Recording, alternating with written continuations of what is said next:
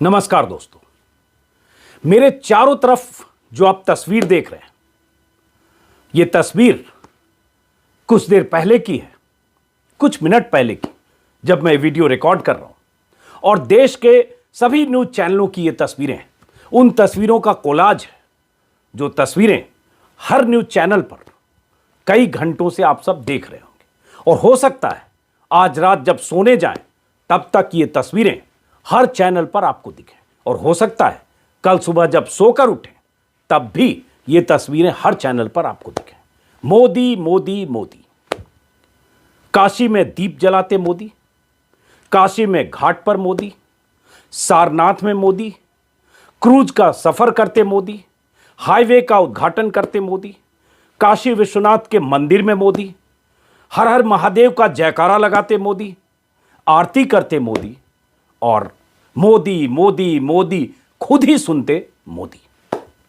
और इन तस्वीरों को आप जैसे लाखों करोड़ों लोग घर में देखकर भी बहुत सारे लोग मोदी मोदी करते हुए लोग। तो अब सवाल उठता है दोस्तों, तस्वीरें तो आपने देखी, लेकिन ये तस्वीरें तब की है जब प्रधानमंत्री मोदी देव दीपावली के कार्यक्रम में हिस्सा लेने काशी गए। हालांकि उन्होंने हाईवे का उद्घाटन भी किया, हाईवे जो प्रयागराज से बनारस को जोड़ेगा। लेकिन साथ में ये कि ये जो उत्सव की तस्वीरें हैं, जिसमें मोदी का महिमा गान है, जो वॉइस ओवर पीछे चल रहा था जब प्रधानमंत्री मोदी हर कार्यक्रम में हिस्सा ले रहे थे, और ये जश्न और उत्सव की तस्वीरें तब की है जब दिल्ली के आसपास हरियाणा और पंजाब के बॉर्डर पर, यूपी बॉर्डर पर हजारों किसान धरने पर बैठे। रात हो चुकी है, ठंड भी है, मौसम कैसा है आप समझ सकते हैं। जब आप ये वीडियो देख रहे होंगे, आप अपने घरों में रजाइयों में होंगे और सामने टेलीविजन पर मोदी मोदी मोदी ये आप देख रहे होंगे। लेकिन क्या आप सोच रहे हैं कि जब आप ये सब देख रहे हैं, तब उन हजारों किसानों पर क्या बीत रही है? और जो हजारों किसान बीते 5 दिनों से दिल्ली चलो के नारे के साथ दिल्ली के करीब पहुंच चुके हैं, वो सिर्फ ये कह रहे हैं कि सरकार हमारी बात सुने, सरकार हमसे बात करे, लेकिन अपनी शर्तों के साथ नहीं। सरकार हमारी मांगें सुने, लेकिन हमारी बात पर पुनर्विचार करने की नीयत से सुने। लेकिन प्रधानमंत्री मोदी ने जो आज कहा काशी में, बनारस में, उससे यह बात साफ हो गई कि एक तरफ सरकार किसानों के इस प्रदर्शन से कहें सहम कर या प्रदर्शन से चिंतित होकर, या जिस ढंग से किसानों ने कहा कि उनकी बातें नहीं सुनी गई तो वो दिल्ली को चारों तरफ से जाम कर देंगे, किलेबंदी कर देंगे। उसके बाद अमित शाह का यह कहना कि हम बातचीत को तैयार हैं, लेकिन पहले आप बुरारी जाएं। फिर केंद्रीय गृह सचिव की तरफ से किसानों को चिट्ठी लिखकर बातचीत के लिए कहना, लेकिन पहले आप बुरारी जाएं। एक तरफ वो बात, दूसरी तरफ प्रधानमंत्री का काशी में यह कहना कि कृषि कानूनों पर आतंक और भ्रम फैलाया जा रहा है। प्रधानमंत्री ने जो बातें कही उसके बुलेट पॉइंट आपको बता रहा हूं। इससे आप सरकार की मंशा समझ सकते हैं कि एक तरफ सरकार के मंत्री और नुमाइंदे कहते हैं हम बात करने को तैयार हैं, लेकिन शर्त के साथ कि पहले आप बुरारी जाओ, पहले आप इन इलाकों को छोड़ो। दूसरी तरफ प्रधानमंत्री साफ साफ कह रहे हैं कृषि कानूनों पर आतंक और भ्रम फैलाया जा रहा है। आज कहा है काशी में, कल मन की बात में क्या कहा आपको पता होगा। ये वही लोग हैं जिन्होंने दशकों तक किसानों के साथ छल किया। तो पहली बात, अगर प्रधानमंत्री कहते हैं कि किसानों में भ्रम फैलाया जा रहा है, तो कौन भ्रम फैला रहा है और इस भ्रम को दूर करने की जिम्मेदारी किसकी है? और जिसकी जिम्मेदारी है सरकार की, उसने अब तक क्या किया है? किस तरह से राज्यसभा में यह कानून पास हुआ दुनिया ने देखा। और उसके बाद 2 महीने पहले अगर किसानों ने कहा कि दिल्ली चलो का नारा दिया, तो 2 महीने से सरकार ने क्या किया? और जब उसके पहले किसान आक्रोशित थे, तब सरकार ने क्या कहा? सरकार की तरफ से बार बार कहा गया कि ये कुछ लोग हैं, चुने हुए लोग हैं, सिर्फ पंजाब के लोग हैं, इनके पीछे भ्रम फैलाने वाले लोग हैं, अफवाहों पर ध्यान न दें। यही बात कल प्रधानमंत्री मोदी ने कही। और अब कुछ और बातें कही। जो एक बात प्रधानमंत्री मोदी ने आज कही कि अब छल से नहीं गंगा जल जैसी पवित्र नीयत के साथ काम किया जा रहा है। और यह विस्तार से अपने भाषण में, करीब 40 मिनट का भाषण था प्रधानमंत्री मोदी का बनारस में देव दिवाली के मौके पर। 40 मिनट के भाषण में 26 मिनट तक प्रधानमंत्री ने किसानों का जिक्र किया, किसानों के लिए अब तक उन्होंने क्या क्या किया है यह बताया, और साथ में किसान के लिए जो कानून बनाए हैं बीजेपी सरकार ने, एनडीए सरकार ने, उसकी तारीफ में जितनी दलीलें दे सकते हैं प्रधानमंत्री ने दी। लेकिन सवाल यहां उठता है, गौर से सुनिएगा, अगर प्रधानमंत्री कहते हैं कि दशकों तक चुकी किसानों के साथ छल हो रहा है इसलिए किसानों को भरोसा नहीं है, लेकिन अब छल से नहीं गंगा जल जैसी पवित्र नीयत के साथ काम किया जा रहा है, अगर ये प्रधानमंत्री कहते हैं गंगा जल जैसी नीयत के साथ, चूंकि वहां गंगा किनारे थे, तो क्या गंगा जल जैसी नीयत के साथ राज्यसभा में किसान कानून पास हुआ था? क्या गंगा जल जैसी नीयत वही होती है कि राज्यसभा में बहुमत ना होने के बावजूद, सदन में पर्याप्त संख्या बल न होने के बावजूद, जिस ढंग से सदन में इस कानून को पास कराया गया, इस बिल को पास कराया गया, जिस ढंग से सभापति की भूमिका संदिग्ध मानी गई, सांसदों पर आरोप लगे, सांसदों ने विरोध दर्ज कराया, सांसदों को सस्पेंड किया गया, विपक्षी सांसदों को जो वोटिंग चाहते थे, वोटिंग की मांग को दरकिनार करके सदन राज्यसभा में जहां बहुमत नहीं वहां कानून को पास कराना, क्या यह गंगा जल की नीयत का सबूत है? और गंगा जल जैसी नीयत थी तो क्या किसान संगठनों को भरोसे में लिया गया? जो आज 32 किसान संगठन जो इस प्रदर्शन में हैं, जो विरोध कर रहे हैं, जो दिल्ली का चक्का जाम करने की बात कर रहे हैं, क्योंकि आप उन्हें दिल्ली आने नहीं दे रहे हैं, क्योंकि आप उनसे बात करने, उनकी सुनने को तैयार नहीं है। क्या इन किसान संगठनों से बात की गई? जिन किसानों के हितों की हिफाजत के दावे आप कर रहे हैं, जिनके लिए आप कह रहे हैं कि हमने ये कानून बनाया, इससे आपकी तकदीर बदल जाएगी, क्या उनको भरोसे में लिया? दरअसल जो स्टेक होल्डर है, जो इसके या तो इसका फायदा जिन्हें होगा या इसका नुकसान जिन्हें होगा, क्या उनसे बात की गई?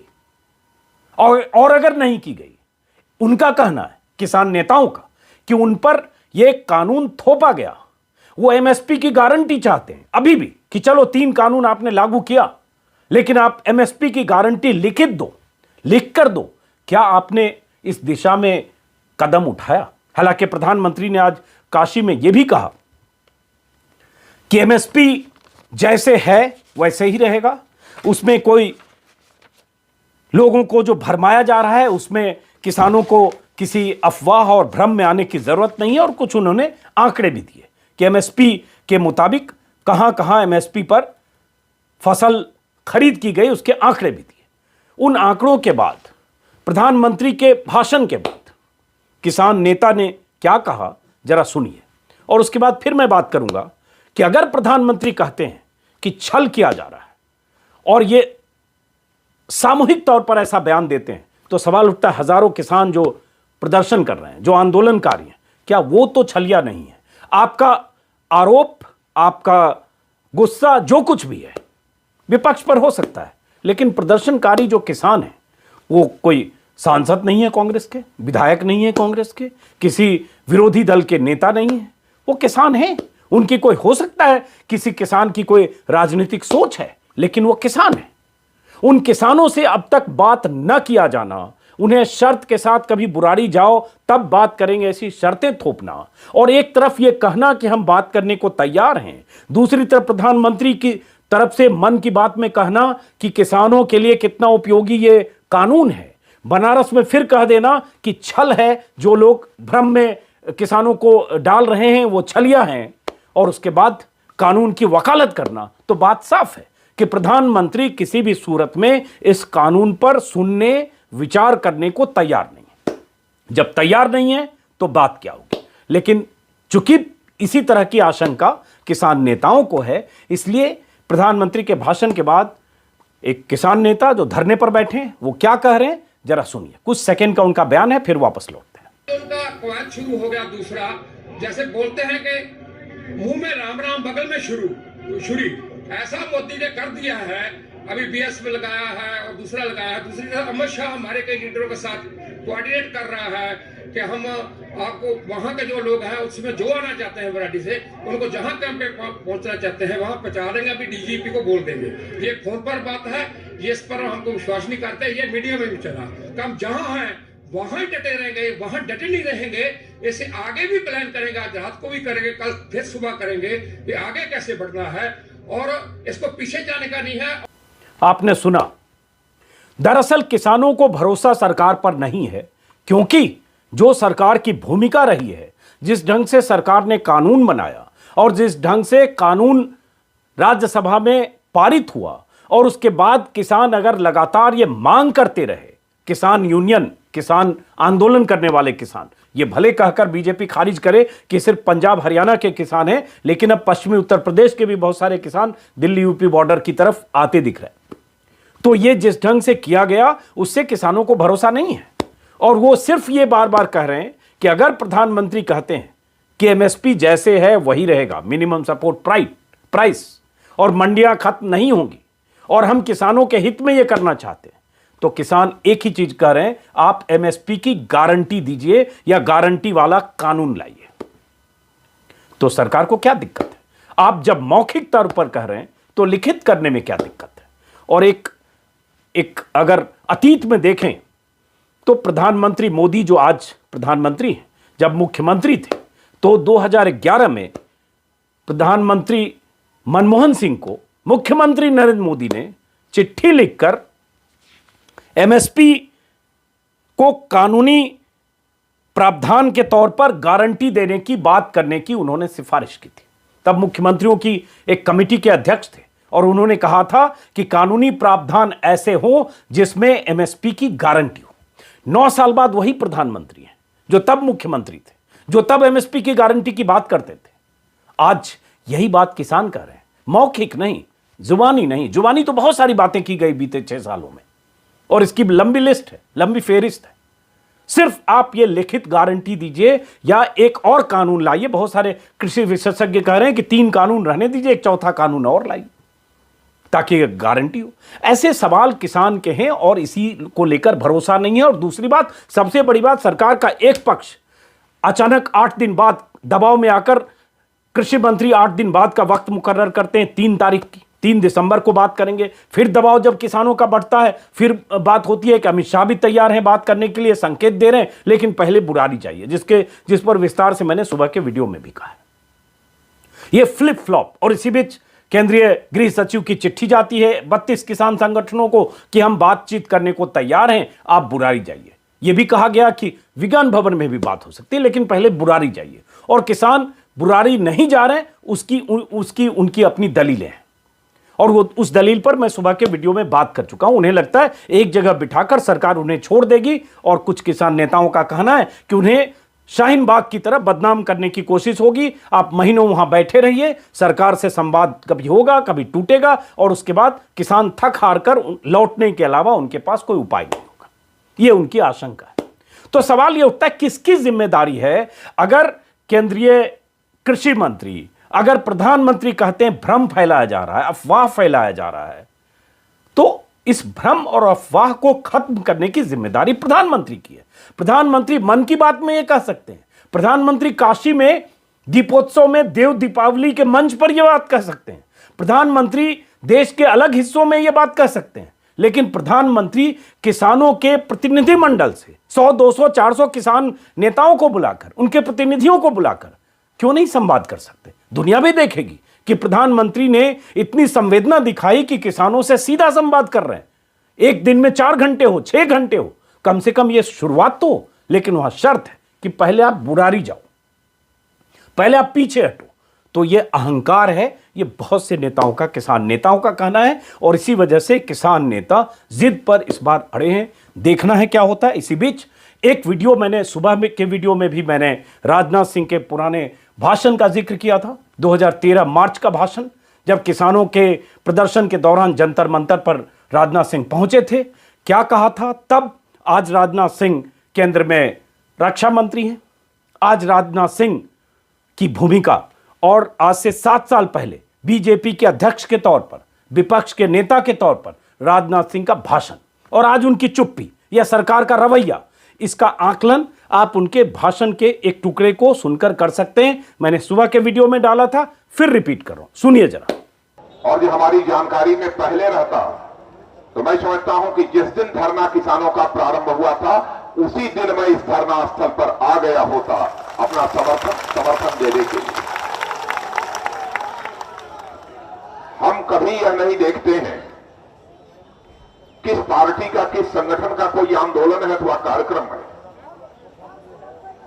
हमारी नजर यदि देखती है तो केवल देखती है जहां पर भी से हिंदुस्तान में किसान बैठा होगा तो यह नहीं देखना चाहिए कि वह कहां है, किस संगठन से जुड़ा है, किस पार्टी से जुड़ा हुआ है। सदैव उस स्थान पर राजनाथ सिंह हाजिर होने की कोशिश करते हैं। और आज मुझे आप सब लोगों के बीच में आने का जो अवसर प्राप्त हुआ है,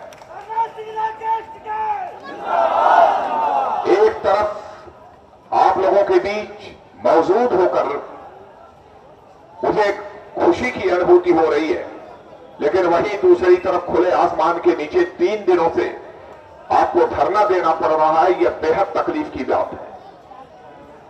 सच कहा युद्धवीर सिंह जी, इतने दिन हो गए, बगल में संसद है, निश्चित रूप से प्रधानमंत्री जी को खुफिया विभाग के द्वारा जानकारी प्राप्त हो चुकी होगी, लेकिन उन्होंने किसी को भेजकर क्या समस्या है, क्या मांग है, यह भी जानने की जहमत नहीं उठाई।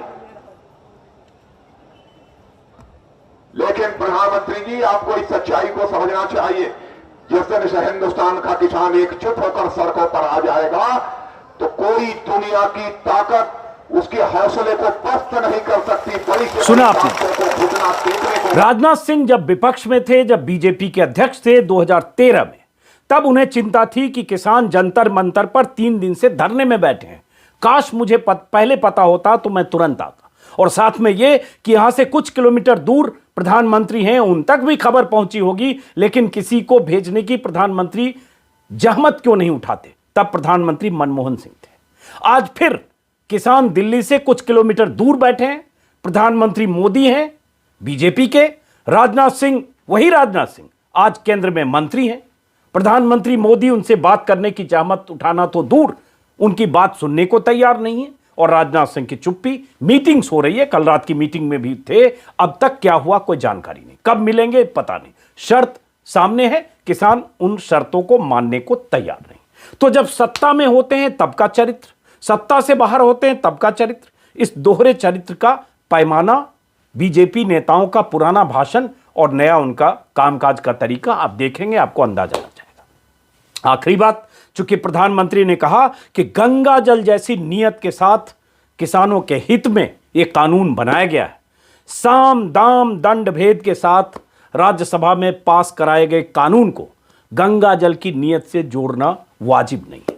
रही बात यह कानून फायदेमंद है, नुकसान है, मैं कहूंगा यह तय करना और इससे सहमत या असहमत होने का अधिकार किसानों को है। उन किसानों को जिनकी फसल, हरियाणा और पंजाब के किसानों की फसल देश के किसी भी सूबे में सबसे अधिक होती है और जिनकी फसल का 90% हिस्सा सरकार खरीदती है, इसलिए सबसे अधिक पीड़ित वो महसूस कर रहे हैं, इसलिए सबसे अधिक चिंता और आशंका उनकी है। उन आशंकाओं, चिंताओं को दूर करने का दायित्व सरकार का है। सिर्फ ये कहने से काम नहीं चलेगा कि कोई अफवाह फैला रहा है, कोई भ्रम फैला रहा है। अफवाह और भ्रम है तो उसको तोड़ने की जिम्मेदारी प्रधानमंत्री मोदी की है। दीप जलाते हुए या काशी में इस तरह के भाषण देकर मुझे लगता है अपनी जिम्मेदारी से बचने की कोशिश कर रहे हैं प्रधानमंत्री। शुक्रिया। फिलहाल इस वीडियो का इतना ही मकसद था। आपसे फिर मुलाकात होगी किसी और वीडियो में। अगर आपने मेरे इस YouTube चैनल को सब्सक्राइब नहीं किया है तो सब्सक्राइब करेंगे, मुझे अच्छा लगेगा। नमस्कार, शुभ रात्रि।